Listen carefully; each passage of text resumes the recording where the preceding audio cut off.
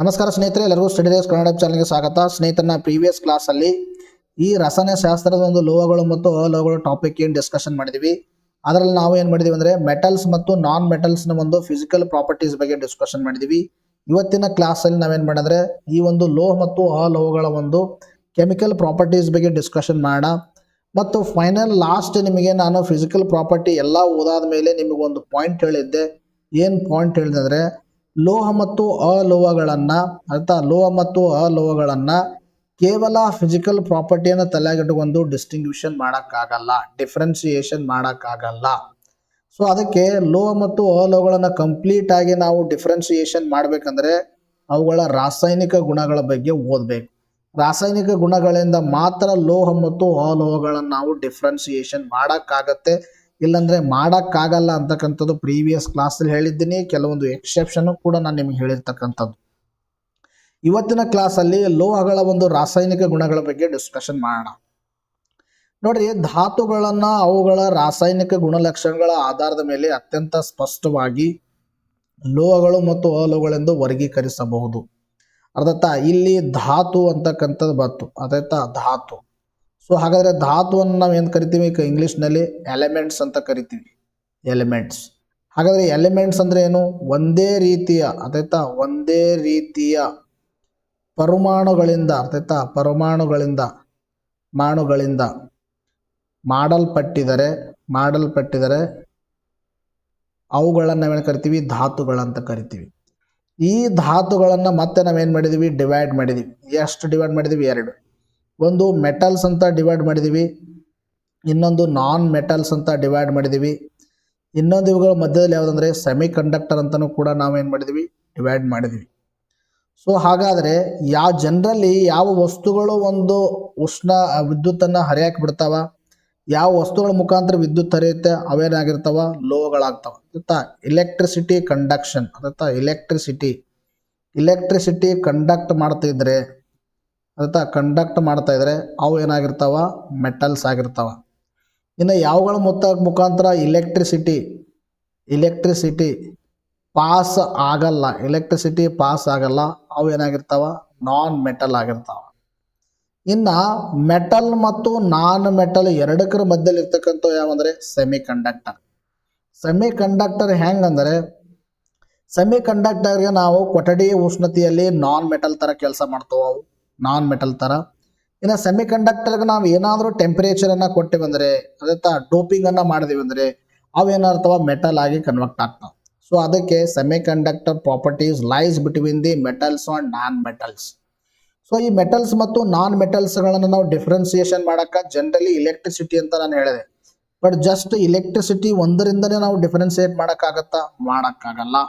So ಅದಕ್ಕೆ ನಾವೇನು ಮಾಡಬೇಕಂದ್ರೆ ಇವುಗಳ ಒಂದು ರಾಸಾಯನಿಕ ಗುಣಗಳನ್ನು ಅಧ್ಯಯನ ಮಾಡೋ ತಕ್ಷಣ ನಾವೇನು ಮಾಡೋಕ್ಕಾಗತ್ತೆ? ಕಂಪ್ಲೀಟ್ ಆಗಿ ಡಿಫ್ರೆನ್ಸಿಯೇಷನ್ ಮಾಡೋಕ್ಕಾಗುತ್ತೆ. ಸೊ ಅದರ ರಾಸಾಯನಿಕ ಲಕ್ಷಣಗಳನ್ನು ನೋಡೋಣ. ಮೊದಲ ಲೋಹಗಳು ಗಾಳಿಯೊಂದಿಗೆ ರಾಸಾಯನಿಕ ಕ್ರಿಯೆ. ಗಾಳಿಯೊಂದಿಗೆ ಅಂದರೆ reaction of metals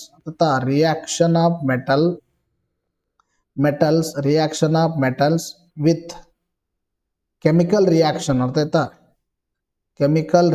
of metals with oxygen particularly. ಬಹುತೇಕ ಎಲ್ಲ ಲೋಹಗಳು ಆಕ್ಸಿಜನ್ ಜೊತೆಗೆ ಸಂಯೋಗ ಹೊಂದಿದಾಗ ಆಯಾ ಲೋಹಗಳ ಆಕ್ಸೈಡ್ಗಳನ್ನು ಉತ್ಪತ್ತಿ ಮಾಡ್ತಾವೆ. ಫಾರ್ ಎಕ್ಸಾಂಪಲ್ಲು ಸೋಡಿಯಂ ಆಕ್ಸಿಜನ್ ಜೊತೆಗೆ ರಿಯಾಕ್ಟ್ ಆಯ್ತಂದರೆ ಸೋಡಿಯಂ ಆಕ್ಸೈಡು. ಇನ್ನು ಪೊಟ್ಯಾಷಿಯಂ ಆಕ್ಸಿಜನ್ ಜೊತೆಗೆ ರಿಯಾಕ್ಟ್ ಆಗಿ ಪೊಟ್ಯಾಷಿಯಂ ಆಕ್ಸೈಡ್. ಈ ಥರ ಲೋಹಗಳು ಆಕ್ಸಿಜನ್ ಜೊತೆಗೆ ಸಂಯೋಗ ಹೊಂದಿ ಲೋಹದ ಆಕ್ಸೈಡ್ಗಳನ್ನು ಬಿಡುಗಡೆ ಮಾಡ್ತವೆ. This is important. ನೋಡಿ, ಉದಾಹರಣೆ, ತಾಮ್ರವನ್ನು ಗಾಳಿಯಲ್ಲಿ ಕಾಯಿಸಿದೀವಿ ಅಂದರೆ ಆಕ್ಸಿಜನ್ ಜೊತೆ ಸೇರಿ ತಾಮ್ರದ ಎರಡು ಅಣುಗಳನ್ನು ಕೊಡ್ತದೆ. ಹಾಗಾದ್ರೆ ಇದು ಕಪ್ಪು ಆಕ್ಸೈಡ್ ಆಗಿರುತ್ತೆ. ಆಯ್ತಾ? ತಾಮ್ರದ ಆಕ್ಸೈಡ್ ಏನಾಗಿರುತ್ತೆ? ಯಾವ ಕಲರ್ ಇರುತ್ತೆ? ಕಪ್ಪು ಕಲರ್ದು ಇರುತ್ತೆ. ಇಂಪಾರ್ಟೆಂಟ್. ಆಯ್ತಾ? ತಾಮ್ರದ ಆಕ್ಸೈಡ್ COO. ಕಾಪರ್ ಆಕ್ಸೈಡ್, ಆ ಕಾಪರ್ ಆಕ್ಸೈಡ್ ಏನು ಸಿಗುತ್ತೆ? ಇದು ಬ್ಲ್ಯಾಕ್ ಕಲರ್ ಇರುತ್ತೆ. ಇಂಪಾರ್ಟೆಂಟ್. ಅರ್ಥಾಯ್ತು? ಯಾವ ಕಲರ್ ಇರುತ್ತೆ? Black colour. ಇನ್ನು ಅದೇ ರೀತಿಯಾಗಿ ಅಲ್ಯೂಮಿನಿಯಂ ಮತ್ತು ಅಲ್ಯೂಮಿನಿಯಂ ಆಕ್ಸೈಡ್ಗಳನ್ನು ಉಂಟು ಮಾಡುತ್ತದೆ. ಅಲ್ಯೂಮಿನಿಯಂ ಇದೊಂದು ಮೆಟಲ್. ಅಲ್ಯೂಮಿನಿಯಮ್ಮು ಆಕ್ಸಿಜನ್ ಜೊತೆ ಸೇರ್ತಂದ್ರೆ ಏನಾಗ್ತದೆ? ಅಲ್ಯೂಮಿನಿಯಂ ಆಕ್ಸೈಡ್ ಆಗುತ್ತೆ. ಫೆರಸ್ಸು ಆಕ್ಸಿಜನ್ ಜೊತೆ ಸೇರ್ತಾನೆ ಅಂತಂದರೆ ಫೆರಕ್ಸ್ ಆಕ್ಸೈಡ್ ಆಗುತ್ತೆ. ಸೋಡಿಯಂ ಆಕ್ಸಿಜನ್ ಜೊತೆ ರಿಯಾಕ್ಟ್ ಆದ್ರೆ ಏನಾಗುತ್ತೆ, ಸೋಡಿಯಂ ಆಕ್ಸೈಡ್ ಆಗುತ್ತೆ. ಈ ತರ ಲೋಹಗಳು ಆಕ್ಸಿಜನ್ ನೊಂದಿಗೆ ಸಂಯೋಗ ಹೊಂದಿ ಏನ್ ಸಿಗ್ತಾವ ಅಂದ್ರೆ ಲೋಹದ ಆಕ್ಸೈಡ್ಗಳು ಸಿಗ್ತಾವ ನಮ್ಗೆ. ಇದು ಗೊತ್ತಿರಬೇಕು. ನೋಡ್ರಿ, ಇಲ್ಲಿ ಅಲ್ಯೂಮಿನಿಯಂ ಒಂದು ಆಕ್ಸಿಜನ್ ಜೊತೆಗೆ ರಿಯಾಕ್ಟ್ ಮಾಡಿದಾಗ ನಮ್ಮ ಅಲ್ಯೂಮಿನಿಯಂ ಆಕ್ಸೈಡ್ ಬರ್ತಾ ಇದಾವೆ ಅಂತ ಅಲ್ಯೂಮಿನಿಯಂ ಆಕ್ಸೈಡ್ ಸಿಗುತ್ತೆ. ಇಲ್ಲಿ ನೀವು ತಲೆ ಕೆಡಿಸೋಬೇಡ್ರಿ, 2 ಬಗ್ಗೆ ತಲೆ ಕೆಡಿಸೋಬೇಡ್ರಿ, O3 ಬಗ್ಗೆ ತಲೆ ಕೆಡಿಸ್ಕೋಬೇಡ್ರಿ. ಅಂತ ಜಸ್ಟ್ ರಿಯಾಕ್ಷನ್ ನಿಮಗೇನು ಕೇಳಲ್ಲ, ಅವರು ಗೊತ್ತಿರ್ಬೇಕು ಇದ್ರ ಜೊತೆ ಸೇರಿದಾಗ ಏನಾಗಿ ಸಿಗ್ತವೆ ಅಂತಕ್ಕಂಥ. This is very very important. ಲೋಹದ ಆಕ್ಸೈಡ್ಗಳು ಏನಾಗಿರ್ತವೆ, ಸಾಮಾನ್ಯವಾಗಿ ಪ್ರತ್ಯಾಮ್ಲಿಗಳಾಗಿರ್ತವೆ. ಆಮ್ಲಗಳು ಮತ್ತು ಪ್ರತ್ಯಾಮ್ಲಗಳು. ಸೊ ಆಮ್ಲಗಳು ಅರ್ಥ ಆಯ್ತಾ, ಆಮ್ಲಗಳು ಮತ್ತು ಪ್ರತ್ಯಾಮ್ಲಗಳು ಸಪ್ರೇಟ್ ಚಾಪ್ಟರ್ ಇದೆ, ನಾನು ನಿಮಗೆ ಹೇಳ್ತೀನಿ. ಬಟ್ ಗೊತ್ತಿರಬೇಕು ಆಮ್ಲಗಳು ಏನಾಗಿರ್ತಾವ, ಹುಳಿ ಆಗಿರ್ತಾವ, ಇವು ಏನಾಗಿರ್ತಾವ, ಕಹಿ ಆಗಿರ್ತಾವ. ಇನ್ನು pH ವ್ಯಾಲ್ಯೂ ಅರ್ಥ ಆಯ್ತಾ, pH ವ್ಯಾಲ್ಯೂ 7ಕ್ಕಿಂತ ಹೆಚ್ಚಿಗಿದ್ರೆ ಅವೇನಾಗಿರ್ತಾವ, ಆಮ್ಲಗಳಾಗಿರ್ತಾವ. pH ವ್ಯಾಲ್ಯೂ 7ಕ್ಕಿಂತ ಕಡಿಮೆ ಇದ್ರೆ ಅವೇನಾಗಿರ್ತಾವ, ಪ್ರತ್ಯಾಮ್ಲಗಳಾಗಿರ್ತಾವ. ಇದೆಲ್ಲವ ನಾನು ಮುಂದಿನ ಒಂದು ತರಗತಿಗಳಲ್ಲಿ ಡಿಸ್ಕಷನ್ ಮಾಡ್ತೀನಿ. ಒಟ್ಟಾರೆ ಗೊತ್ತಿರಬೇಕು, ಆಮ್ಲಗಳಂದ್ರೆ ಇವು ಒಂಥರ ಹುಳಿ ಆಗಿರ್ತಾವ, ಪ್ರತ್ಯಾಮ್ಲಗಳನ್ನ ಕಹಿಯಾಗಿರ್ತಾವ. ಅರ್ಥ ಆಯ್ತಾ. pH ವ್ಯಾಲ್ಯೂ 7ಕ್ಕಿಂತ ಹೆಚ್ಚಿಗಿರುತ್ತೆ ಆಮ್ಲಗಳದು. ಇನ್ನು ಪ್ರತ್ಯಾಮ್ಲಗಳದು pH ವ್ಯಾಲ್ಯೂ 7ಕ್ಕಿಂತ ಕಡಿಮೆ ಇರುತ್ತೆ. ಇಷ್ಟು ಗೊತ್ತಿರಬೇಕು. ಇನ್ನು 7 ಇದ್ರೆ ಏನಾಗುತ್ತೆ ಕರಿತೀವಿ, ಅದಕ್ಕೆ ನಾವು ನ್ಯೂಟ್ರಲ್ ಅಂತ ಕರಿತೀವಿ. ಸೊ ಈ ಲೋಹದ ಆಕ್ಸೈಡ್ಗಳು ಏನು ಉತ್ಪಾದನೆ ಆಗಿರ್ತಾವ ಅರ್ಥ ಆಯ್ತಾ, ಈ ಒಂದು ಆಕ್ಸಿಜನ್ ಜೊತೆಗೆ ಸೇರಿ ಒಂದು ಮೆಟಲ್ ಆಕ್ಸೈಡ್ ಏನು ಫಾರ್ಮೇಶನ್ ಆಗಿರ್ತಾವ, ಈ ಮೆಟಲ್ ಆಕ್ಸೈಡ್ಗಳು ಪ್ರತ್ಯಾಮ್ಲಿಗಳಾಗಿರ್ತಾವ. ಸೊ ಹಾಗಾದ್ರೆ ಎಲ್ಲಾ ಪ್ರತ್ಯಾಮ್ಲಿ ಆಗಿರ್ತವೇನು, ಇಲ್ಲ. ನೋಡ್ರಿ, ಇಲ್ಲಿ ಅಲ್ಯೂಮಿನಿಯಂ ಆಕ್ಸೈಡ್ ಮತ್ತು ಸತುವಿನ ಆಕ್ಸೈಡ್ಗಳಂತ ಕೆಲವು ಲೋಹದ ಆಕ್ಸೈಡ್ಗಳು ಆಮ್ಲೀಯ ಮತ್ತು ಪ್ರತ್ಯಾಮ್ಲೀಯ ಗುಣಗಳೆರಡು ಪ್ರತಿನಿಧಿಸ್ತಾವ. ಅದತ್ತ ಆಮ್ಲೀಯ ಮತ್ತು ಪ್ರತ್ಯಾಮ್ಲೀಯ ಇದು ಗೊತ್ತಿರಬೇಕು. ಅರ್ಥ. ಲಿಟ್ಮಸ್ ಪೇಪರ್ ಅನ್ನ ರೆಡ್ ಕನ್ವರ್ಟ್ ಆದ್ರೆ, ರೆಡ್ ಆಯ್ತಂದ್ರೆ ಅದನ್ನ ನಾವೇನು ಕರಿತೀವಿ, ಆಮ್ಲೀಯ ಅಂತ ಕರಿತೀವಿ. ಲಿಟ್ಮಸ್ ಪೇಪರ್ ಬ್ಲೂಗೆ ಕನ್ವರ್ಟ್ ಆಯ್ತಂದ್ರೆ ಅದಕ್ಕೇನು ಕರಿತೀವಿ ನಾವು, ಅದು ಪ್ರತ್ಯಾಮ್ಲೀಯ ಅಂತ ಹೇಳ್ತೀವಿ. ವಿವಿಧ ಡಿಸ್ಕಷನ್ ಅಪ್ಕಮಿಂಗ್ ಕ್ಲಾಸಸ್ಗಳಲ್ಲಿ. ಒಟ್ಟಾರೆಯಾಗಿ ಅಲ್ಯೂಮಿನಿಯಂ ಆಕ್ಸೈಡ್ ಅಂಡ್ ಸತುವಿನ oxide, zinc oxide and aluminium oxide ಇವೆರಡು ಏನಂದ್ರೆ ಎಂ ಫೋಟೋರಿಕ್ ಅಂತ ಹೇಳ್ತೀವಿ. ಎಂ ಫೋಟೋರಿಕ್ ಅಂದ್ರೆ ಈ ಆಕ್ಸೈಡ್ಗಳು ಏನಾಗಿರ್ತಾವ ಅಂದ್ರೆ ಆಕ್ಸಿಜನ್ ಅಂತ ಸೇರಿಬಿಟ್ಟು ಏನು ಫಾರ್ಮೇಶನ್ ಆಗಿರ್ತಾವ, ಅವು ಆಮ್ಲದ ತರದು ಕೂಡ ಏನ್ ಮಾಡ್ತಾವ, ಪ್ರಾಪರ್ಟೀಸ್ ಅನ್ನು ತೋರಿಸ್ತಾವ. ಪ್ರತ್ಯಾಮ್ಲದ ತರ ಪ್ರಾಪರ್ಟೀಸ್ ಅನ್ನು ಕೂಡ ತೋರಿಸ್ತಾವ. ಅಂಥವುಗಳನ್ನ ನಾವೇನು ಕರಿತೀವಿ, ಎಂ ಫೋಟೋರಿಕ್ ಅಂತ ಕರಿತೀವಿ. ಇಂಥ ಲೋಹದ ಆಕ್ಸೈಡ್ಗಳು ಆಮ್ಲ ಮತ್ತು ಪ್ರತ್ಯಾಮ್ಲಗಳ ಜೊತೆಗೆ ಪ್ರತಿವರ್ತಿಸಿದಾಗ ಲವಣ ಮತ್ತು ನೀರನ್ನು ಉತ್ಪತ್ತಿ ಮಾಡುತ್ತವೆ. ಈ ಲೋಹದ ಆಕ್ಸೈಡ್ಗಳು ಏನಾಗ್ತಾವಂದ್ರೆ ಆಮ್ಲ ಮತ್ತು ಪ್ರತ್ಯಾಮ್ಲಗಳ ಜೊತೆಗೆ ಸೇರಿದು ಅಂದ್ರೆ ಏನಾಗುತ್ತವ ಅಂದ್ರೆ ನಮಗೆ ಒಂದು ಲವಣ ಸಿಗುತ್ತೆ, ಸಾಲ್ಟ್ ಸಿಗುತ್ತೆ. ಅರ್ಥ. ಸಾಲ್ಟ್ ಜೊತೆಗೆ ಸಾಲ್ಟ್ ಪ್ಲಸ್ ಏನು ಸಿಗುತ್ತೆ, ವಾಟರ್ ಸಿಗುತ್ತೆ. ಯಾವ ಆಕ್ಸೈಡ್ಗಳು, ಎಂ ಫೋಟೋರಿಕ್ ಆಕ್ಸೈಡ್ಗಳು ಗೊತ್ತಿರಬೇಕು ನಿಮಗೆ. ಗೊತ್ತಾಯ್ತಾ. ಇವುಗಳಿಗೆ ಉಭಯವರ್ತಿ ಅಂತ ಕರಿತೀವಿ, ಎಂ ಫೋಟೋರಿಕ್ ಅಂತ ಕರಿತೀವಿ, ಎಂ ಫೋಟೋರಿಕ್ ಆಕ್ಸೈಡ್ಗಳು ಅಂತ ಹೇಳ್ತೀವಿ. ಅಲ್ಯೂಮಿನಿಯಂ ಆಕ್ಸೈಡ್ ಆಮ್ಲ ಮತ್ತು ಪ್ರತ್ಯಾಮ್ಲಗಳ ಜೊತೆ ಈ ಕೆಳಗಿನಂತೆ ವರ್ತಿಸುತ್ತದೆ. ಇಲ್ಲಿ HCl ಅಂದ್ರೆ ಏನಂತಕ್ಕಂಥ, ಇದು HCl ಅಂದ್ರೆ ಇದು ಒಂದು ಆಮ್ಲ, ಹೈಡ್ರೋಕ್ಲೋರಿಕ್ ಆಸಿಡ್ ಅಂತ ಕರಿತೀವಿ. ಈ ಒಂದು ಹೈಡ್ರೋಕ್ಲೋರಿಕ್ ಆಸಿಡ್ ಜೊತೆ ಸೇರಿದಾಗ ನಮಗೇನು ಸಿಗುತ್ತೆ, ಅಲ್ಯೂಮಿನಿಯಂ ಸಿಲಿಕೇಟ್ ಸಿಗುತ್ತೆ. ಅಲ್ಯೂಮಿನಿಯಂ ಅರ್ಥಾಯ್ತಾ, ಅಲ್ಯೂಮಿನಿಯಂ ಸಿಲಿಕೇಟ್ ಸಿಗುತ್ತೆ. ಈ ಒಂದು ಅಲ್ಯೂಮಿನಿಯಂ ಸಿಲಿಕೇಟ್ ಅಂತಕ್ಕಂಥ ಇದು ಒಂಥರ ಏನಂದ್ರೆ ಸಾಲ್ಟ್. ನೀವು ಸಾಲ್ಟ್ಸ್ ಲವಣ ಇದ್ದಂಗೆ ಅಂದ್ರೆ ನೀವು ಸಾಲ್ಟ್ ಅಂದ್ರೆ ನೀವು ಮನ್ಯಾಗ ತಿನ್ನುವ ಸೋಡಿಯಂ ಕ್ಲೋರೈಡ್ ಅಂತ ಅನ್ಕೋಬೇಡ್ರಿ. ಅರ್ಥಾತ್ ಜನರಲ್ ಇವುಗಳನ್ನ ಸಾಲ್ಟ್ಸ್ ಅಂತ ಕರಿತೀವಿ. ಇನ್ನು Al2O3 ಅರ್ಥಾತ್ ಈ ಒಂದು ಅಲ್ಯೂಮಿನಿಯಂ ಆಕ್ಸೈಡು ಈ ಒಂದು NaOH ಜೊತೆಗೆ, NaOH ಅಂತಕ್ಕಂಥ ಏನಿದೊಂದು ಬೇಸ್, ಇದೊಂದೇನು ಬೇಸ್, ಇದೊಂದೇನು ಪ್ರತ್ಯಾಮ್ಲ, ಇದೊಂದೇನು ಪ್ರತ್ಯಾಮ್ಲ, ಇದು ಪ್ರತ್ಯಾಮ್ಲ. HCl ಅಂದ್ರೆ ಏನು, ಆಮ್ಲ. ಈ ಒಂದು ಅಲ್ಯೂಮಿನಿಯಂ ಆಕ್ಸೈಡು ಪ್ರತ್ಯಾಮ್ಲ ಜೊತೆಗೂ ಕೂಡ ಏನು ಮಾಡ್ತಾ, ರಿಯಾಕ್ಷನ್ ಮಾಡ್ತಾ. ಪ್ರತ್ಯಾಮ್ಲ ಜೊತೆ ರಿಯಾಕ್ಷನ್ ಮಾಡಿದಾಗ ಕೂಡ ಏನಾಗುತ್ತೆ, ಸೋಡಿಯಂ ಅಲ್ಯೂಮಿನೇಟ್ ಸಿಗುತ್ತೆ. ಕಾಣಿಸ್ತಾ ಇದೆನಾ, ಸೋಡಿಯಂ ಅಲ್ಯೂಮಿನೇಟ್. ಇದು ಸೋಡಿಯಂ ಅಲ್ಯೂಮಿನೇಟ್ ಪ್ಲಸ್ ವಾಟರ್ ಸಿಗುತ್ತೆ. ಇಲ್ಲಿ ಕೂಡ ಏನು ಸಿಕ್ಕಿತ್ತು, ವಾಟರ್ ಸಿಕ್ತು. ಇಲ್ಲಿ ಏನು ಸಿಕ್ತು, ಸೋಡಿಯಂ ಅಲ್ಯೂಮಿನೇಟ್. ಇಲ್ಲಿ ಏನು ಸಿಕ್ತು, ಅಲ್ಯೂಮಿನಿಯಂ ಕ್ಲೋರೈಡ್. ಅಲ್ಯೂಮಿನಿಯಂ ಕ್ಲೋರೈಡ್ ಅಂತಕ್ಕಂಥದ್ದು ಒಂದು ಲವಣ, ಸೋಡಿಯಂ ಅಲ್ಯೂಮಿನೇಟ್ ಅಂತಕ್ಕಂಥದ್ದು ಕೂಡ ಒಂದು ಲವಣ. ಹಾಗಾದ್ರೆ ಲವಣ ಆಮ್ಲ ಮತ್ತು ಪ್ರತ್ಯಾಮ್ಲ ಜೊತೆಗೆ ಈ ಒಂದು ಎಂ ಫೋಟೋರಿಕ್ಗಳು ರಿಯಾಕ್ಷನ್ ಮಾಡಿ ಏನು ಕೊಡ್ತಾವಂದ್ರೆ ವಾಟರ್ನ ಬಿಡುಗಡೆ ಮಾಡ್ತಾವ, ಜೊತೆಗೆ ಒಂದು ಲವಣವನ್ನ ಕೊಡ್ತಾವ. ಗೊತ್ತಿರಬೇಕು, ಎಕ್ಸಾಮಿನೇಷನಲ್ಲಿ ಕೇಳ್ತಾರೆ ನಿಮಗೆ. ಎಂ ಫೋಟೋರಿಕ್ಗಳು ಅಂದರೆ ಆಮ್ಲ ಮತ್ತು ಪ್ರತ್ಯಾಮ್ಲದ ಎರಡೂ ಗುಣಗಳಿದಾವೆ ಅಂತ ಹೇಳಿದ್ರಿ.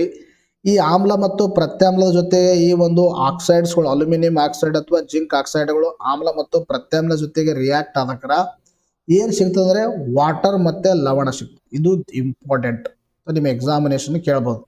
ಇನ್ನು ಸೋಡಿಯಂ ಅಲ್ಯೂಮಿನೇಟ್ನ ಒಂದು ಸೂತ್ರ ಏನಂತ ನಿಮ್ಮ ಎಕ್ಸಾಮಿನೇಷನಲ್ಲಿ ಕೇಳ್ಬೋದು. NaAlO2 NaAlO2 ಅಂದ್ರೆ ಏನಿದು, ಸೋಡಿಯಂ ಅಲ್ಯೂಮಿನೇಟ್ ಅಂತ ಓದ್ಬೇಕು. ಇಂಥವು ಕೂಡ ಎಕ್ಸಾಮಿನೇಷನ್ ಅಲ್ಲಿ ಕೇಳ್ತಾರೆ, ನಿಮಗೆ ಗೊತ್ತಿರಬೇಕು. ಅರ್ಥ ಆಯ್ತಾ. ಇನ್ನು ಹೆಚ್ಚಿನ ಲೋಹದ ಆಕ್ಸೈಡ್ಗಳು ನೀರಿನಲ್ಲಿ ಕರಗುವುದಿಲ್ಲ. ಅರ್ಥ ಕೆಲವೊಂದು ಲೋಹದ ಆಕ್ಸೈಡ್ ಏನ್ ಮಾಡ್ತಾವ ನೀರಿನಲ್ಲಿ ಕರಗಲ್ಲ ಅವು. ಆದ್ರೆ ಇವುಗಳಲ್ಲಿ ಕೆಲವು ನೀರಿನಲ್ಲಿ ಕರಗಿ ಕ್ಷಾರಗಳನ್ನ ಉಂಟು ಮಾಡ್ತಾವ. ಕೆಲವು ನೀರಿನಲ್ಲಿ ಕರಗಲ್ಲ, ಕೆಲವನಲ್ಲಿ ನೀರಲ್ಲಿ ಕರಗ್ತಾವ. ಕರಗಿದ್ರು ಕೂಡ ಏನ್ ಮಾಡ್ತಾವ ಆಲ್ಕಲೀಸ್ಗಳನ್ನ ಉಂಟು ಮಾಡ್ತಾವ. ಫಾರ್ ಎಕ್ಸಾಂಪಲ್ ಸೋಡಿಯಂ ಆಕ್ಸೈಡ್ ಆಗಿರ್ಬೋದು, ಪೊಟ್ಯಾಷಿಯಂ ಆಗಿರ್ಬೋದು, ಇವು ನೀರಿನಲ್ಲಿ ಕರಗಿ ಏನ್ ಮಾಡ್ತಾವ ಆಲ್ಕಲಿಗಳನ್ನ ಉತ್ಪತ್ತಿ ಮಾಡ್ತಾವ. ಈ ನಿಮಗೆ ಎಕ್ಸಾಮಿನೇಷನ್ ಅಲ್ಲಿ ಕೇಳ್ತಾವ ಕೆಳಗಿನಗಳಲ್ಲಿ ಯಾವುವು ಈ ಒಂದು ಪೊಟ್ಯಾಷಿಯಂ ಜೊತೆಗೆ ಈ ಒಂದು ನೀರಿನೊಂದಿಗೆ ಸೇರಿ ಆಲ್ಕಲಿಗಳನ್ನ ಉಂಟು ಮಾಡ್ತಾವ. ಕೇಳಿದಾಗ ಏನ್ ಹೇಳಬೇಕು ನೀವು, ಆಲ್ಕಲಿಗಳು ಯಾವ ಉಂಟು ಮಾಡ್ತಾವ ಅಂದ್ರೆ ಸೋಡಿಯಂ ಆಕ್ಸೈಡ್ ಮತ್ತು ಪೊಟ್ಯಾಷಿಯಂ. ಹಿಂಗ್ ಕೇಳ್ತಾರ. ನೀರು ಪ್ಲಸ್ ಲೋಹ ಹೊಡೆದಾಕ್ರೆ ಏನ್ ಸಿಗುತ್ತೆ ಆಲ್ಕಲೀಸ್. ಆಲ್ಕಲೀಸ್ಗಳು ಸಿಗ್ತಾವ. ಎಕ್ಸಾಮಿನೇಷನ್ ದೃಷ್ಟಿಯಿಂದಾಗಿ ಇಂಪಾರ್ಟೆಂಟ್. ಗೊತ್ತಾಯ್ತಾ? ಇದು ಸೋಡಿಯಂ ಹೈಡ್ರಾಕ್ಸೈಡು, ಇದು ಪೊಟ್ಯಾಷಿಯಂ ಹೈಡ್ರಾಕ್ಸೈಡ್, ಅಕ್ವಸ್ ಇರುತ್ತೆ, ಇದನ್ನು ಅಕ್ವಸ್ ಇರುತ್ತೆ. ಇವೆರಡು ಏನಂದ್ರೆ ಆಲ್ಕಲೀಸ್ಗಳು. When potassium oxide and sodium oxide reacts with the water, it gives the sodium hydroxide and potassium hydroxide. Sodium hydroxide and potassium hydroxide are the ಆಲ್ಕಲೀಸ್ಗಳು. ಇವೆರಡು ಅಂದ್ರೆ ಆಲ್ಕಲಿಗಳಂತ ನಾವು ಹೇಳ್ತೀವಿ. ಎಲ್ಲಾ ಲೋಹಗಳು ಒಂದೇ ರೀತಿಯಾಗಿ ಆಕ್ಸಿಜನ್ ಜೊತೆಗೆ ವರ್ತಿಸ್ತಾವ? ಇಲ್ಲ, ಅವುಗಳ ಒಂದು ರಿಯಾಕ್ಟಿವಿಟಿ ಬೇರೆ ಇರುತ್ತೆ. ರಿಯಾಕ್ಟಿವಿಟಿ ಬೇರೆ ಇರುತ್ತೆ. ಯಾಕೆ ರಿಯಾಕ್ಟಿವಿಟಿ ಬೇರೆ ಇರುತ್ತೆ? ಕೆಮಿಕಲ್ ಕಾಂಪೋಸಿಷನ್ ಬೇರೆ ಇರುತ್ತೆ. ಯಾಕೆ ಕೆಮಿಕಲ್ ಕಾಂಪೋಸಿಷನ್ ಬೇರೆ ಇರುತ್ತೆ? ದಟ್ ಇಸ್ ಎಲೆಕ್ಟ್ರಾನಿಕ್ ವಿನ್ಯಾಸ ಏನಿರುತ್ತೆ ಬೇರೆ ಇರುತ್ತೆ. ಎಲೆಕ್ಟ್ರಾನಿಕ್ ವಿನ್ಯಾಸ ಬೇರೆ ಇರೋದ್ರಿಂದ ಯಾಕೆ ಆಗುತ್ತೆ? ಎಲೆಕ್ಟ್ರಾನಿಕ್ ವಿನ್ಯಾಸ ಬೇರೆ ಆಗೋದ್ರಿಂದ ಏನಾಗುತ್ತೆ ಅಂದ್ರೆ ಅವುಗಳ ಒಂದು ರಿಯಾಕ್ಟಿವಿಟಿನೂ ಕೂಡ ಏನಾಗುತ್ತೆ ವೇರಿಯೇಷನ್ ಆಗುತ್ತೆ. ಅರ್ಥ ಆಯ್ತಾ? ಬೇರೆ ಬೇರೆ ಲೋಹಗಳು ಬೇರೆ ಬೇರೆ ರೀತಿಯಾಗಿ ಆಕ್ಷನ್ ಜೊತೆಗೆ ಏನ್ ಮಾಡ್ತಾವ ಪ್ರತಿಬಂಧ ಒಂದೇ ತರನಾಗಿ ಎಲ್ಲ ರಿಯಾಕ್ಟ್ ಮಾಡಲ್ಲ. ಫಾರ್ ಎಕ್ಸಾಂಪಲ್ ಸೋಡಿಯಂ ಮತ್ತು ಪೊಟ್ಯಾಷಿಯಂ ಅನ್ನ ತಗೊಂಡ್ರೆ ನೀವು ಈ ಲೋಹಗಳನ್ನ ಗಾಳಿಗೆ ತೆರೆದಿಟ್ಟಾಗ ಚಿಪ್ರವಾಗಿ ಒತ್ತಿಸಿ ಬೆಂಕಿಯನ್ನು ಹತ್ಕೊಳ್ತದ. ನೀವೇನಾದ್ರೂ ಸೋಡಿಯಂ ಮತ್ತು ಪೊಟ್ಯಾಷಿಯಂ ಅನ್ನ ಗಾಳಿಗೆ ತೆರೆದು ಬಿಟ್ಟಿದ್ರೆ ಏನಾಗುತ್ತಂದ್ರೆ ಬೆಂಕಿ ಆಗುತ್ತೆ, ಬೆಂಕಿಯನ್ನು ಹತ್ಕೊಳ್ಳುತ್ತೆ. ಯಾಕೆ ಬೆಂಕಿ? ಅಷ್ಟೊಂದು ರಿಯಾಕ್ಟಿವ್ ಇದೆ ಅದು. ಯಾವುದು? ಪೊಟ್ಯಾಷಿಯಂ ಮತ್ತು ಸೋಡಿಯಂ. ಅಷ್ಟೊಂದು ಬೇಗ ಏನಾಗ್ತದೆ ಅಂದ್ರೆ ಆಕ್ಸಿಡೇಷನ್ ಪ್ರೋಸೆಸ್ ಆಗುತ್ತೆ. ಆಕ್ಸಿಡೇಷನ್ ಅಂದ್ರೆ ಏನು? Oxidation in the sense that addition of oxygen. Oxygen ಅನ್ನ ಎಡಿಷನ್ ಮಾಡಿದ್ರೆ ಆಕ್ಸಿಡೇಷನ್ ಪ್ರೊಸೆಸ್ಸು, ಹೈಡ್ರೋಜನ್ ಅನ್ನ ಎಡಿಷನ್ ಮಾಡಿದ್ರೆ ರಿಡಕ್ಷನ್ ಪ್ರೊಸೆಸ್. ಗೊತ್ತಿರಬೇಕು ನಿಮ್ಗೆ what is reduction, what is oxidation. ಗೊತ್ತಾ? ಆಕ್ಸಿಡೇಷನ್ ನೋಡ್ರಿ, ಇಲ್ಲಿ ಆಕ್ಸಿಜನ್ ಆ್ಯಡ್ ಮಾಡಿದ್ರೆ ಆಕ್ಸಿಡೇಷನ್ನು, ಅರ್ಥ ಆಯ್ತಾ? ಆಕ್ಸಿಜನ್ ಹೊರಗೆ ತಂದ್ರೆ ರಿಡಕ್ಷನ್. ಆಕ್ಸಿಜನ್ ಹೊರಗೆ ತೆಗೆದ್ರೆ ಅಂತ ಕರಿತೀವಿ ರಿಡಕ್ಷನ್. ಇವೆಲ್ಲ ಇಂಪಾರ್ಟೆಂಟ್ ಆಗಿರ್ತಕ್ಕಂಥ ಫ್ಯಾಕ್ಟ್ಸ್ಗಳು. ಅರ್ಥ ಆಯ್ತಾ? ಆದ್ದರಿಂದ ಇವುಗಳನ್ನು ಸಂರಕ್ಷಿಸಲು ಮತ್ತು ಆಕಸ್ಮಿಕವಾಗಿ ಬೆಂಕಿ ಹತ್ತುಗಳನ್ನು ತಪ್ಪಿಸಲು ಸೀಮೆ ಎಣ್ಣೆಯಲ್ಲಿ ಸಂಗ್ರಹ ಇಡುತ್ತಾರೆ. ಎಕ್ಸಾಮಿನೇಷನ್ ಅಲ್ಲಿ ಕೇಳ್ತಾರೆ ಯಾವ ಒಂದು ಲೋಹಗಳನ್ನ ಸೀಮೆ ಎಣ್ಣೆಯಲ್ಲಿ ಬಚ್ಚಿಡಲಾಗುತ್ತೆ. ಯಾವುದಂದ್ರೆ ಈ ಒಂದು ಸೋಡಿಯಂ ಮತ್ತು ತದನಂತರದಲ್ಲಿ ಪೊಟ್ಯಾಷಿಯಂ ಅನ್ನ ಎಲ್ಲಿಡಲಾಗುತ್ತಂದ್ರೆ ಬೆಂಕಿಯಲ್ಲಿ ಇಡಲಾಗುತ್ತೆ. ಇವನ್ನ ಸೀಮೆ ಎಣ್ಣೆಯಲ್ಲಿ ಸ್ಟೋರ್ ಮಾಡಲಾಗುತ್ತೆ. ಯಾಕೆ ಸೀಮೆಯಲ್ಲಿ? ಇವು ಏನಂದ್ರೆ ಗಾಳಿಗೆ ತೆರೆದು ಬಿಟ್ಟ ಏನಾಗುತ್ತೆ ಫೈರ್ ಅನ್ನ ಕ್ಯಾಚ್ ಆಗುತ್ತೆ ಈಟಿಲಿ. ಯಾಕೆ ಫೈರ್ ಕ್ಯಾಚ್ ಆಗುತ್ತೆ? ಹೈಲಿ ರಿಯಾಕ್ಟಿವ್ ಆಗಿರ್ತಾವೆ. ಅದಕ್ಕೆ ಇವುಗಳನ್ನ ಏನು ಮಾಡ್ತಾರೆ ಸೀಮೆ ಎಣ್ಣೆಯಲ್ಲಿ ಏನು ಮಾಡ್ತಾರೆ ಸ್ಟೋರ್ ಮಾಡ್ತಾರೆ. ಯಾಕಂದ್ರೆ ಅಲ್ಲಿ ಆಕ್ಸಿಜನ್ ಪ್ರಮಾಣ ಕಡಿಮೆ ಇರುತ್ತೆ. ಆಕ್ಸಿಜನ್ ಡೆಫಿಷಿಯನ್ಸಿ ಇರೋದ್ರಿಂದಾಗಿ ಬೇಗನೆ ಏನಾಗಲ್ಲ ಅಲ್ಲಿ ದಹನಶೀಲ ಆಗಲ್ಲ. ಆಯ್ತಾ? ಕಂಬಷನ್ ಆಗಲ್ಲ. ಸಾಮಾನ್ಯ ಉಷ್ಣತೆಯಲ್ಲಿ ಮ್ಯಾಗ್ನೀಷಿಯಂ, ಅಲ್ಯೂಮಿನಿಯಂ, ಸತು, ಸೀಸ ಇತ್ಯಾದಿ ಲೋಹಗಳು ಹೊರ ಪದರವು ತೆಳುವಾದ ಆಕ್ಸೈಡ್ ಪದರದಿಂದ ಮುಚ್ಚಿರುತ್ತವೆ. ಈ ಒಂದು ಮ್ಯಾಗ್ನೀಷಿಯಂ, ಅಲ್ಯೂಮಿನಿಯಂ, ಸತು, ಸೀಸ ಈ ರಕ್ಷಾತ್ಮಕ ಆಕ್ಸೈಡ್ ಪದರವು ಲೋಹ ಇನ್ನಷ್ಟು ಉತ್ಕರ್ಷಣೆ ಹೊಂದೋದನ್ನು ತಡಿತಾವೆ. ಈಗ ನಾವು ಮ್ಯಾಗ್ನೀಷಿಯಂ ಮ್ಯಾಗ್ನೀಷಿಯಂ ಏನ್ ಮಾಡಿರಿ ಆಲ್ರೆಡಿ ಗಾಳಿಗೆ ಬಿಟ್ಟಿರಿ. ಗಾಳಿಗೆ ಬಿಟ್ಟ ತಕ್ಷಣ ಏನಾಗುತ್ತೆ ಮ್ಯಾಗ್ನೀಷಿಯಂ ಒಂದು ಆಕ್ಸೈಡ್ ಫಾರ್ಮೇಷನ್ ಆಗುತ್ತೆ. ಈ ಮ್ಯಾಗ್ನೀಷಿಯಂ ಆಕ್ಸೈಡ್ ಏನಾಗಿರುತ್ತೆ ಈ ಒಂದು ಮೇಲ್ಗಡೆ ಒಂದು ಕೋಟಿಂಗ್ ಆಗಿರುತ್ತೆ. ಮ್ಯಾಗ್ನೀಷಿಯಂ ಮೇಲ್ಗಡೆ ಏನಿರುತ್ತೆ ಕೋಟಿಂಗು ಮ್ಯಾಗ್ನೀಷಿಯಂ ಆಕ್ಸೈಡ್ ಇರುತ್ತೆ. ಈ ಮ್ಯಾಗ್ನೀಷಿಯಂ ಆಕ್ಸೈಡ್ ಇರೋದ್ರಿಂದಾಗಿ ಫರ್ದರ್ ಏನಂದ್ರೆ ಆಕ್ಸಿಡೇಷನ್ ಆಗಲ್ಲ. ಫರ್ದರ್ ಆಕ್ಸಿಡೇಷನ್ ಆಗಲ್ಲ ಅಂದ್ರೆ ಫರ್ದರ್ ಏನಾಗಲ್ಲ ಎಡಿಷನ್ ಆಫ್ ಆಕ್ಸಿಜನ್ ಆಗಲ್ಲ. ಅರ್ಥ ಆಯ್ತಾ? ಕಾಯಿಸಿದಾಗ ಕಬ್ಬಿಣ ಉರಿಯುವುದಿಲ್ಲ. ಅರ್ಥ ನಾವು ಏನಾದ್ರೂ ಕಾಯಿಸಿದ್ರೆ ಕಬ್ಬಿಣ ಉರಿಯುತ್ತೇನೆ ಉರಿಯಲ್ಲ. ಆದ್ರೆ ಕಬ್ಬಿಣದ ರಜಗಳನ್ನ ಬರ್ನರ್ನಲ್ಲಿ ಜ್ವಾಲೆಯ ಮೇಲೆ ಚಿಮ್ಮಿಕ್ಸಿದಾಗ ಚಿಪ್ರಾಗಿ ಉರಿಯಕ್ಕೆ ಸ್ಟಾರ್ಟ್ ಮಾಡ್ತವೆ. ನೀವು ಸಾಮಾನ್ಯವಾಗಿ ಇದನ್ನ ಕಬ್ಬಿಣದ ಕೆಲಸ ಯಾರು ಮಾಡ್ತಾರೆ ಕಮ್ಮಾರ ಅವರಲ್ಲಿ ನೋಡಿರ್ಬೋದು. ಕಬ್ಬಿಣದ ಬೇರೆ ಬೇರೆ ಶೇಪ್ ಏನು ಕೊಡ್ತಾರೆ ನೋಡಿ ಅಲ್ಲಿ ನೋಡಿ ಈ ಒಂದು ನಿಮಗೆ ಅನುಭವ ಆಗುತ್ತೆ. ಅರ್ಥ ಆಯ್ತಾ? ಇನ್ನು ತಾಮ್ರ ಉರಿಯುವುದಿಲ್ಲ. ಅರ್ಥ ತಾಮ್ರ ಉರಿತೇನೆ ಉರಿಯಲ್ಲ. ಆದರೆ ಬಿಸಿ ಆದಾಗ ಲೋಹದ ಮೇಲ್ಮೇಗೆ ಕಪ್ಪನೆಯ ತಾಮ್ರ ಆಕ್ಸೈಡ್ ಪದರಾಗಿ ಲೇಪನಗೊಳ್ಳುತ್ತದೆ. ಇಲ್ಲಿ ತಾಮ್ರ ಏನಾಗಲ್ಲ, ಇದನ್ನು ಕೂಡ ಏನಾಗಲ್ಲ ಈಸಿಲಿ ದಹನ ಆಗಲ್ಲ, ಕಂಬಷನ್ ಆಗಲ್ಲ, ಉರಿಯಲ್ಲ. ಆದ್ರೆ ಇದ್ರ ಮೇಲೆ ಏನಾಗಲ್ಲ ಒಂದು ಬ್ಲ್ಯಾಕ್ ಒಂದು ಆಕ್ಸೈಡ್ ಪದರ ಇರುತ್ತೆ. ಬ್ಲ್ಯಾಕ್ ಆಕ್ಸೈಡ್ ಹೇಳಿದ್ರಿ ಫಸ್ಟ್ ನಿಮಗೆ. ಬೆಳ್ಳಿ ಮತ್ತು ಚಿನ್ನ ಹೆಚ್ಚಿನ ಉಷ್ಣತೆಯಲ್ಲೂ ಕೂಡ ಆಕ್ಸಿಜನ್ ಜೊತೆಗೆ ವರ್ತನೆ ಮಾಡಲ್ಲ. ಯಾಕಂದ್ರೆ ಇವು ಸ್ಟೇಬಲ್ ಆಗಿದಾವೆ ಆಕ್ಟಿವ್ ಸ್ಟ್ರಕ್ಚರ್ ಅನ್ನ ಹೊಂದಿದವೆ. ಸೊ ಸೊ ಇದರಿಂದ ನಮಗೆ ಏನು ಗೊತ್ತಾಗ್ತಾ ಇದೆ ಅಂದ್ರೆ ಲೋಹಗಳೆಲ್ಲ ಆಕ್ಸಿಜನ್ ಜೊತೆಗೆ ಸೇರಿ ಲೋಹದ ಆಕ್ಸೈಡ್ ಅನ್ನ ಬಿಡುಗಡೆ ಮಾಡ್ತಾವ, ದಟ್ ಈಸ್ ಟ್ರೂ. ಬಟ್ ಎಲ್ಲಾ ಲೋಹಗಳು ಒಂದೇ ರೀತಿಯಾಗಿ ಆಕ್ಸಿಜನ್ ಜೊತೆಗೆ ರಿಯಾಕ್ಟ್ ಮಾಡ್ತಾವ ಇಲ್ಲ. ಸೋಡಿಯಂ ಮತ್ತು ಪೊಟ್ಯಾಷಿಯಂ ಇವು ಒಂದು ಕ್ಷಿಪ್ರವಾಗಿ ಏನಾಗ್ತಾವ, ರಿಯಾಕ್ಟ್ ಮಾಡ್ತಾವ. ತದನಂತರದಲ್ಲಿ ಈ ಒಂದು ಮ್ಯಾಗ್ನೀಸಿಯಂ ಆಕ್ಸೈಡು, ಸತ್ತು ಇವೆಲ್ಲ ನೋಡಿದೆ ಅಂದ್ರೆ ಅವೇನ್ ಮಾಡ್ತಾವ, ಫಸ್ಟ್ ರಿಯಾಕ್ಟ್ ಆಗ್ತಾವ. ಆಕ್ಸೈಡ್ ಪದರನ್ನ ಫಾರ್ಮೇಶನ್ ಆದ್ಮೇಲೆ ಫರ್ದರ್ ಏನಾಗುತ್ತಲ್ಲ ಆಕ್ಸಿಡೇಷನ್ ಆಗಲ್ಲ. ಇನ್ನು ತದನಂತರದಲ್ಲಿ ಈ ಒಂದು ತಾಮ್ರ ಏನ್ ಮಾಡುತ್ತೆ, ಆಕ್ಸಿಡೇಷನ್ ಪ್ರೊಸೆಸ್ ಒಳಪಟ್ಟು ಆಕ್ಸೈಡ್ ಅನ್ನ ಫಾರ್ಮೇಶನ್ ಆಗಿ ಬ್ಲಾಕ್ ಆಕ್ಸೈಡ್ ಒಂದು ಫಾರ್ಮೇಶನ್ ಆಕ್ಸೈಡ್ ಕೋಟಿಂಗ್ ಇರುತ್ತೆ. ಫರ್ದರ್ ಇಲ್ಲಿ ಕೂಡ ಆಕ್ಸಿಡೇಷನ್ ಆಗಲ್ಲ. ಈ ಬೆಳ್ಳಿ ಮತ್ತು ಚಿನ್ನ ಅಂತಕ್ಕಂಥದ್ದು ಆಕ್ಸಿಜನ್ ಜೊತೆಗೆ ರಿಯಾಕ್ಟೇ ಮಾಡಲ್ಲ, ಇವು ಸ್ಟೇಬಲ್ ಆಗಿರ್ತಕ್ಕಂಥವು. This is the variation. ಇನ್ನು ಲೋಹಗಳನ್ನ ನೀರಿನ ಜೊತೆಗೆ ಪ್ರತಿವರ್ಷಿಸಿದಾಗ ಲೋಹಗಳ ನೀರಿನ ಜೊತೆಗೆ ಸೇರಿದಾಗ ಏನಾಗುತ್ತೆ ನೋಡ್ರಿ. ನಿಮ್ಮ ಎಕ್ಸಾಮಿನೇಷನ್ ಅಲ್ಲಿ ಗ್ರೂಪ್ ಡಿ ಎಕ್ಸಾಮಿನೇಷನ್ ಅಲ್ಲಿ ಇಂಥವೆಲ್ಲ ನೀವು ನೆಗ್ಲೆಕ್ಟ್ ಮಾಡಕ್ ಹೋಗ್ಬೇಡ್ರಿ. ಯಾಕಂದ್ರೆ ಅವ್ರ ಪಕ್ಕಾ ನಿಮ್ಮ NCERT ಬುಕ್ಸ್ ಅಲ್ಲಿ ಏನಿದೆ ಅದನ್ನೇ ಕೇಳ್ತಾರೆ ಎಕ್ಸಾಮಿನೇಷನ್ ಅಲ್ಲಿ. ಅದ್ರ ಹೊರಗಿಂದ ಏನೂ ಕೇಳಲ್ಲ. NCERT ಬುಕ್ಸ್ ಗಳನ್ನೇ ಫಾಲೋ ಮಾಡಿ ನೀವು. ಲೋಹಗಳು ನೀರಿನ ಜೊತೆ ಪ್ರತಿವರ್ಷಿಸಿದಾಗ ಲೋಹದ ಆಕ್ಸೈಡ್ ಮತ್ತು ಹೈಡ್ರೋಜನ್ ಅನಿಲವನ್ನ ಬಿಡುಗಡೆ ಮಾಡ್ತಾವ. ಕೇಳ್ತಾರೆ ನಿಮಗೆ, ಅದಾಯ್ತಾ. ಲೋಹಗಳು ಈ ಒಂದು ನೀರಿನೊಂದಿಗೆ ಸೇರಿದಾಗ ಯಾವ ಅನಿಲ ಬಿಡುಗಡೆ ಮಾಡ್ತಾವ, ಯಾವಂದ್ರೆ ಹೈಡ್ರೋಜನ್ ಅನ್ನ ಬಿಡುಗಡೆ ಮಾಡ್ತಾವ. ಹೈಡ್ರೋಜನ್ ಬಿಡುಗಡೆ ಮಾಡ್ತದೆ. ನೀರಿನೊಂದಿಗೆ ಸೇರಿ ಲೋಹದ ಆಕ್ಸೈಡ್ ಸಿಗುತ್ತೆ ಮತ್ತು ಹೈಡ್ರೋಜನ್ ಬಿಡುಗಡೆ ಆಗುತ್ತೆ. ಈ ಒಂದು ಲೋಹದ ಆಕ್ಸೈಡ್ ಮತ್ತೆ ನೀರಿನೊಂದಿಗೆ ನೀವು ಏನಾದರೂ ರಿಯಾಕ್ಷನ್ ಮಾಡಿದ್ರೆ ಆ ಒಂದು ಲೋಹದ ಆಕ್ಸೈಡ್ಗಳೇನಾಗ್ತಾವ, ಹೈಡ್ರಾಕ್ಸೈಡ್ಗಳಾಗಿ ಕನ್ವರ್ಟ್ ಆಗ್ತವೆ. ಅದಾಯ್ತಾ, ಗೊತ್ತಿರಬೇಕು. ಲೋಹದ ಆಕ್ಸೈಡು ಪ್ಲಸ್ ಫಸ್ಟ್ ಏನಂದ್ರೆ ಲೋಹ ನೀರಿನ ಜೊತೆಗೆ ಸೇರಿದಕ್ಕೆ ಏನಾಯ್ತು, ಆಕ್ಸೈಡ್ಗಳಾದವು. ಇನ್ನ ಈ ಆಕ್ಸೈಡ್ಗಳು ಪ್ಲಸ್ ಮತ್ತೆ ವಾಟರ್ ಜೊತೆ ಸೇರಿದ್ರೆ H2O ಜೊತೆ ಹೈಡ್ರಾಕ್ಸೈಡ್ಗಳಾಗಿ ಕನ್ವರ್ಟ್ ಆಗ್ತಾವೆ. This is very very important. ಮತ್ತೆ ಇಲ್ಲಿ ಬೈ ಪ್ರಾಡಕ್ಟ್ ಏನು, ಹೈಡ್ರೋಜನ್ ಅನಿಲ. ಅರ್ಥ ಆಯ್ತಾ. ಲೋಹ ನೀರಿನೊಂದಿಗೆ ಸೇರಿಸಿದಾಗ ಲೋಹದ ಆಕ್ಸೈಡ್ ಸಿಗುತ್ತೆ. ಇದೇನಂದ್ರೆ ಹೈಡ್ರೋಜನ್ ಒಂದು ಬೈ ಪ್ರಾಡಕ್ಟ್ ಆಗಿ ಸಿಗುತ್ತೆ. ಇದರಲ್ಲಿ ನಿಮ್ಮ ಎಕ್ಸಾಮಿನೇಷನ್ ಅಲ್ಲಿ ಹಿಂಗೆ ಕೇಳ್ತಾರೆ, ಲೋಹಗಳು ನೀರಿನೊಂದಿಗೆ ಸೇರಿದಾಗ ಬೈ ಪ್ರಾಡಕ್ಟ್ ಏನಂದ್ರೆ ಹೈಡ್ರೋಜನ್. ಇನ್ನ ಲೋಹದ ಆಕ್ಸೈಡ್ ಮತ್ತೆ ಫರ್ದರ್ ನೀರಿನೊಂದಿಗೆ ಸೇರಿದಾಗ ಏನಾಗುತ್ತೆ, ಲೋಹದ ಹೈಡ್ರಾಕ್ಸೈಡ್ಗಳು ಸಿಗ್ತಾವೆ. ಪೊಟ್ಯಾಷಿಯಂ ಮತ್ತು ಸೋಡಿಯಂ ಅಂತ ಲೋಹಗಳು ಅತ್ಯಂತ ರಭಸವಾಗಿ ತಣ್ಣೀರಿನ ಜೊತೆ ಪ್ರತಿವರ್ಷಿಸ್ತಾವ. ತಣ್ಣೀರಿನ ಜೊತೆ ಬೇಗನೆ ರಿಯಾಕ್ಟ್ ಆಗ್ತಾವ, ಕೆಲವೊಂದು ರಿಯಾಕ್ಟ್ ಆಗಲ್ಲ. ಹೇಳ್ತೀನಿ ನಾನು ತಣ್ಣೀರಿನ ಜೊತೆ ಯಾವ ರಿಯಾಕ್ಟ್ ಆಗ್ತಾವ, ಯಾವ ಆಗಲ್ಲ. ಪೊಟ್ಯಾಷಿಯಂ ಸೋಡಿಯಂ ತಣ್ಣೀರಿನ ಜೊತೆ ಏನಾಗ್ತಾವ, ರಿಯಾಕ್ಟ್ ಆಗ್ತಾವ. ಸೋಡಿಯಂ ಮತ್ತು ಪೊಟ್ಯಾಷಿಯಂ ಪ್ರಕರಣದಲ್ಲಿ ಪರಿವರ್ತನೆ ಎಷ್ಟೊಂದು ತೀವ್ರ ಮತ್ತು ಬಹಿರುಷ್ಣವಾಗಿರ್ತದೆ ಅಂದ್ರೆ ಬಿಡುಗಡೆಯಾದ ಹೈಡ್ರೋಜನ್ ಅನಿಲವು ತಕ್ಷಣವೇ ಹೊತ್ತಿಕೊಂಡು ಉರಿಯುತ್ತದೆ. ನೋಡ್ರಿ ಹೆಂಗಿರುತ್ತೆ, ಡೇಂಜರಸ್ ಇರ್ತಂದ್ರೆ ನೀವು ಎಕ್ಸ್ಪೀರಿಯನ್ಸ್ ಆಗಿರ್ಬೋದು ಆಯ್ತಾ. ನಿಮ್ಮ ಒಂದು ಸ್ಕೂಲ್ಸ್ಗಳಲ್ಲಿ ಇದನ್ನ ಮಾಡಿರ್ತಾರೆ, ಪ್ರಾಕ್ಟಿಕಲ್ ಅನ್ನ ನೋಡಿರ್ಬೋದು. ಈ ಒಂದು ಸೋಡಿಯಂ ಅನ್ನ ಸೋಡಿಯಂ ಅನ್ನ ನೀವು ಏನಾದರೂ ವಾಟರ್ ಜೊತೆ H2O ಜೊತೆ ನೀವು ರಿಯಾಕ್ಷನ್ ಮಾಡಿದ್ರೆ ಏನಾಗುತ್ತಂದ್ರೆ ಇಲ್ಲೇನಾಗುತ್ತೆ, ಬಹಿರುಷ್ಣ ಪ್ರಕ್ರಿಯೆ ಆಗಿರುತ್ತೆ. ಎಕ್ಸೋಥರ್ಮಿಕ್ ರಿಯಾಕ್ಷನ್ ಇರುತ್ತೆ. ಎಕ್ಸೋಥರ್ಮಿಕ್ ರಿಯಾಕ್ಷನ್ ಅಂದ್ರೆ ಉಷ್ಣ ಹೊರಗಡೆ ಹೋಗುತ್ತೆ. ಎಕ್ಸೋಥರ್ಮಿಕ್ ಅಂದ್ರೆ ರಿಯಾಕ್ಷನ್ದಲ್ಲಿ ಉಷ್ಣ ಹೊರಗಡೆ ಹೋಗುತ್ತೆ. ಎಂಡೋಥರ್ಮಿಕ್ ಅಂದ್ರೆ ರಿಯಾಕ್ಷನ್ ಆಗ್ಬೇಕಂದ್ರೆ ನಾವು ಉಷ್ಣ ಕೊಡಬೇಕು. ಇಲ್ಲೇನಾಗುತ್ತೆ, ಉಷ್ಣ ಹೊರಗಡೆ ಹೋಗುತ್ತೆ.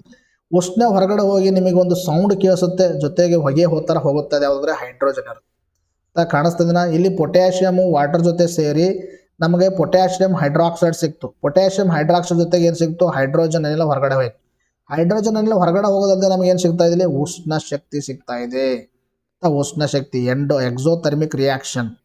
ಇನ್ನು ತದನಂತರದಲ್ಲಿ ಸೋಡಿಯಂ ವಾಟರ್ ಜೊತೆ ಸೇರಿದಾಗ ಸೋಡಿಯಂ ಹೈಡ್ರಾಕ್ಸೈಡ್ NaOH ಅಂದ್ರೆ ಏನು, ಸೋಡಿಯಂ ಹೈಡ್ರಾಕ್ಸೈಡ್. ಇವೆಲ್ಲ ಗೊತ್ತಿರಬೇಕು ನಿಮ್ಗೆ, ಇಂಥವೆಲ್ಲ ಸಿಂಪಲ್. ಇಂಥವು ಕೂಡ ಎಕ್ಸಾಮಿನೇಷನ್ ಅಲ್ಲಿ ಕೇಳ್ತಾರೆ ಗ್ರೂಪ್ ಡಿ ಅಲ್ಲಿ.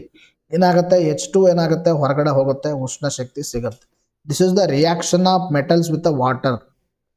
ನೀರಿನೊಂದಿಗೆ ಕ್ಯಾಲ್ಸಿಯಂ ಪ್ರತಿವರ್ತನೆ ತೀವ್ರತೆ ಕಡಿಮೆ. ಈಗ ಹೆಂಗೆ ನಾವು ಸೋಡಿಯಂ ಮತ್ತು ಪೊಟ್ಯಾಷಿಯಂ ನೀರಿನೊಂದಿಗೆ ನೋಡಿದ್ವಿ, ಬೇಗನೆ ಚಿಪ್ರನೆ ಏನಾಗ್ತಾವ ರಿಯಾಕ್ಷನ್ ನಡೆಸ್ತಾವ. ಬಟ್ ಕ್ಯಾಲ್ಸಿಯಂ ರಿಸ್ಪೆಕ್ಟ್ ಅಲ್ಲಿ ನೋಡಿದ್ರೆ ಕ್ಯಾಲ್ಸಿಯಂ ತೀವ್ರತೆ ಏನಾಗುತ್ತೆ, ಕಡಿಮೆ ಇರುತ್ತೆ. ಅಂದ್ರೆ ಏನಾಗುತ್ತೆ, ರಿಯಾಕ್ಟಿವಿಟಿ ವೇರಿಯೇಷನ್ ಆಗ್ತಾ ಇದೆ. ಬಿಡುಗಡೆ ಆಗುವ ಉಷ್ಣವು ಹೈಡ್ರೋಜನ್ ಅನ್ನು ಹೊತ್ತಿಕೊಳ್ಳಲು ಸಾಕಾಗುವುದಿಲ್ಲ. ಅರ್ಧ ಎಲ್ಲ ಏನಾಗುತ್ತೆ, ಹೈಡ್ರೋಜನ್ ಎಲ್ಲ ಬರ್ನ್ ಆಗಕ್ಕೆ ಸ್ಟಾರ್ಟ್ ಆಗುತ್ತೆ. ಅದಕ್ಕೆ ಎಲ್ಲಿ ಈ ಒಂದು ಸೋಡಿಯಂ ಪೊಟ್ಯಾಷಿಯಂ ನೀರಲ್ಲಿ ಹಾಕಿದಾಗ ಇಲ್ಲಿ ಬಿಡುಗಡೆ ಆದ ಹೈಡ್ರೋಜನ್ ಅಲ್ಲಿ ಬಿಡುಗಡೆ ಆಗುತ್ತೆ, ಬಟ್ ಅಷ್ಟೊಂದು ಚಿತ್ರವಾಗಿ ಬಿಡುಗಡೆ ಆಗಲ್ಲ, ಅದು ಉರಿದು ಹೋಗಕ್ಕೆ ಆಗಲ್ಲ. ಅರ್ಥ. ಇಲ್ಲಿ ಕ್ಯಾಲ್ಸಿಯಂ ಮತ್ತೆ ವಾಟರ್ ಸೇರಿಸಿದಾಗ ನಮಗೆ ಸಿಗುತ್ತೆ ಕ್ಯಾಲ್ಸಿಯಂ ಹೈಡ್ರಾಕ್ಸೈಡ್ ಸಿಗುತ್ತೆ, ಹೈಡ್ರೋಜನ್ ಹೊರಗಡೆ ಹೋಗುತ್ತೆ. ಕ್ಯಾಲ್ಸಿಯಂ ನೀರಿನ ಮೇಲೆ ತೇಲಲು ಪ್ರಾರಂಭಿಸುತ್ತದೆ. ಏಕೆಂದರೆ ಇಲ್ಲಿ ಏನಾಗುತ್ತದೆ ಹೈಡ್ರೋಜನ್ ಇಲ್ಲದ ಗುಳ್ಳೆಗಳು ಲೋಹದ ಮೇಲ್ಮೇಗೆ ಅಂಟಿಕೊಂಡಿರ್ತಾವೆ. ಕ್ಯಾಲ್ಸಿಯಮ್ ವಾಟರ್ ಜೊತೆ ಹಾಕಿದ್ರೆ ಮನೆಯಲ್ಲಿ ನೋಡಿರ್ಬೋದು ನೀವು, ಸುಣ್ಣ ಬೆಳೆಯೋದನ್ನು ನೋಡಿರ್ತೀರ ಅಂತ ಅನ್ಕೋತೀನಿ. ಈ ವಾಟರ್ ಜೊತೆ ಹಾಕಿದಾಗ ಏನಾಗುತ್ತಂದ್ರೆ ನಿಮಗೆ ಏನಾಗುತ್ತಂದ್ರೆ ಕ್ಯಾಲ್ಸಿಯಂ ಹೈಡ್ರಾಕ್ಸೈಡ್ ಸಿಗುತ್ತೆ. ಕ್ಯಾಲ್ಸಿಯಂ ಹೈಡ್ರಾಕ್ಸೈಡ್, ಈ ಕ್ಯಾಲ್ಸಿಯಂ ಹೈಡ್ರಾಕ್ಸೈಡ್ ಏನಾಗುತ್ತೆ ನೀರಿನ ಮೇಲೆ ತೇಲಾಕ್ ಸ್ಟಾರ್ಟ್ ಆಗುತ್ತೆ. ಯಾಕೆ ತೇಲಾಕ್ ಸ್ಟಾರ್ಟ್ ಆಗುತ್ತೆ? ಕ್ಯಾಲ್ಸಿಯಂ ಹೈಡ್ರಾಕ್ಸೈಡ್ ಒಂದು ಮೇಲ್ಮೈಯಲ್ಲಿ ಏನಾಗುತ್ತೆ ಅಂದ್ರೆ ಹೈಡ್ರೋಜನ್ ಅಲ್ಲೇ ಇರುತ್ತೆ. ಈ ಹೈಡ್ರೋಜನ್ ಅಲ್ಲಿಂದ ಏನಾಗುತ್ತೆ ಇದು ತೇಲುತ್ತಾ ಇರುತ್ತೆ. ಇಂಪಾರ್ಟೆಂಟ್ ಇವೆಲ್ಲ ಸಣ್ಣ ಪುಟ್ಟ ಮಾಹಿತಿನೂ ಕೂಡ. ಇನ್ನು ತಣ್ಣೀರಿನೊಂದಿಗೆ ಮ್ಯಾಗ್ನೇಷಿಯಂ ಪ್ರತಿವರ್ತಿಸುವುದಿಲ್ಲ. ಎಕ್ಸಾಮ್ನಲ್ಲಿ ಕೇಳ್ತಾರೆ ಕೆಳಗಿನ ಯಾವ ಮೆಟಲ್ಲು ತಣ್ಣೀರಿನೊಂದಿಗೆ ಅದು ರಿಯಾಕ್ಷನ್ ಮಾಡಲ್ಲ. ತಣ್ಣೀರಿನೊಂದಿಗೆ ಯಾವ್ದು ಮಾಡಲ್ಲ? ಮ್ಯಾಗ್ನೇಷಿಯಂ ಮಾಡಲ್ಲ. ಬಿಸಿ ನೀರಿನೊಂದಿಗೆ ಪ್ರತಿವರ್ತಿಸಿ ಮ್ಯಾಗ್ನೇಷಿಯಂ ಹೈಡ್ರಾಕ್ಸೈಡ್ ಮತ್ತು ಹೈಡ್ರೋಜನ್ ಅನ್ನೆಲ್ಲ ಬಿಡುಗಡೆ ಮಾಡ್ತಾವೆ. ಬಿಸಿ ನೀರಿನೊಂದಿಗೆ ಯಾವುದು? ಮ್ಯಾಗ್ನೇಷಿಯಂ. ತಣ್ಣೀರಿನೊಂದಿಗೆ ರಿಯಾಕ್ಟ್ ಮಾಡೋ ಬೇಗ ಯಾವುದು? ಪೊಟ್ಯಾಷಿಯಂ ಮತ್ತು ತದನಂತರದಲ್ಲಿ ಇನ್ನೊಂದು ಸೋಡಿಯಂ. ಕ್ಯಾಲ್ಸಿಯಂ ನಿಧಾನವಾಗಿ ರಿಯಾಕ್ಟ್ ಮಾಡುತ್ತೆ. ಹೈಡ್ರೋಜನ್ನಿಂದ ಗುಳ್ಳೆಗಳು ಲೋಹದ ಮೇಲ್ಮೇಗೆ ಅಂಟಿಕೊಳ್ಳುವ ಕಾರಣ ಇದು ಕೂಡ ನೀರಿನ ಮೇಲ್ಮೈ ಮೇಲೆ ತೇಲುತ್ತದೆ. ನಿಮಗೆ ಎಕ್ಸಾಮಿನೇಷನಲ್ಲಿ ಕೇಳ್ತಾರೆ ಡೈರೆಕ್ಟಾಗಿ. ಈ ಒಂದು ಲೋಹ ಅಂತ ಕೆಲವೊಂದು ಲೋಹಗಳು ನೀರಿನೊಂದಿಗೆ ರಿಯಾಕ್ಷನ್ ಹೊಂದಿ ನೀರಿನ ಮೇಲ್ಮೆಯಲ್ಲಿ ತೇಲುತ್ತವೆ. ಇದಕ್ಕೆ ಕಾರಣವೇನು ಅಂತ ಕೇಳ್ತಾರೆ. ಕಾರಣವೇನೆಂದರೆ ಈ ಒಂದು ಹೈಡ್ರೋಜನ್ ಏನಾಗುತ್ತೆ ಮೇಲ್ಮೆಯಲ್ಲಿ ಅಂಟಿಕೊಂಡಿರುತ್ತೆ, ಅದರಿಂದ ಏನಾಗುತ್ತದು ತೇಲ್ತಾ ಇರುತ್ತೆ. I hope you all are understanding. ನಾನು ಬುಕ್ಸಲ್ಲಿ ಏನು ಇನ್ಫಾರ್ಮೇಷನ್ ಇದೆ ಒಂದು ಇನ್ಫಾರ್ಮೇಷನ್ ಮಿಸ್ ಮಾಡ್ತಾ ಇಲ್ಲ, ಎಲ್ಲ ಇನ್ಫಾರ್ಮೇಷನ್ ಹೇಳ್ತಾ ಇದ್ದೀನಿ ನಿಮಗೆ. ಅರ್ಥ ಆಯ್ತಾ?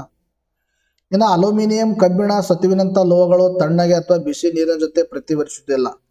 ನೋಡಲಿ, ಅಲ್ಯೂಮಿನಿಯಂ, ಕಬ್ಬಿಣ ಮತ್ತು ಸತು ಇವು ಏನಂದರೆ ಬಿಸಿ ನೀರಿನೊಂದಿಗೂ ಕೂಡ ರಿಯಾಕ್ಟ್ ಮಾಡಲ್ಲ, ತಣ್ಣೀರಿನೊಂದಿಗೂ ಕೂಡ ರಿಯಾಕ್ಟ್ ಮಾಡಲಿವು. ಆದರೆ ನೀರಿನ ಹಬೆ ಏನಿರುತ್ತೆ ನೋಡಿ, ಅಥವಾ ನೀರಿನ ಒಂದು ಸ್ಟೀಮ್ ಏನಿರುತ್ತೆ ಆ ಸ್ಟೀಮ್ ಜೊತೆ ರಿಯಾಕ್ಟ್ ಮಾಡ್ತಾವೆ. ಆ ಸ್ಟೀಮ್ ಜೊತೆ ರಿಯಾಕ್ಟ್ ಮಾಡಿ ಇವು ಕೂಡ ಏನಾಗುತ್ತವ? ಹೈಡ್ರೋಜನ್ ಅನಿಲಗಳನ್ನು ಉಂಟು ಮಾಡ್ತಾವೆ. ಹೈಡ್ರೋಜನ್ ಅನಿಲಗಳನ್ನು ಸಿಗ್ತಾವ. ಇಲ್ಲಿ ರಿಯಾಕ್ಷನ್ ಇದೆ. ಆಯ್ತಾ? ಸೀಸ, ತಾಮ್ರ, ಬೆಳ್ಳಿ, ಚಿನ್ನದಂಥ ಲೋಹಗಳು ನೀರಿನೊಂದಿಗೆ ವರ್ತಿಸುವುದೇ ಇಲ್ಲ. ಸೊ ಇಲ್ಲಿವರೆಗೆ ಏನಂದರೆ ನೀರಿನೊಂದಿಗೆ ರಿಯಾಕ್ಷನು. ಇನ್ನು ಮುಂದಿನ ಕ್ಲಾಸಲ್ಲಿ ಮತ್ತೆ ಫರ್ದರ್ ನಾವು ಡಿಸ್ಕಷನ್ ಮಾಡೋಣ. ಇವತ್ತಿನ ಕ್ಲಾಸನ್ನು ಇವತ್ತಿಗೆ ಮುಗಿಸೋಣ. Thank you friends, take care, by.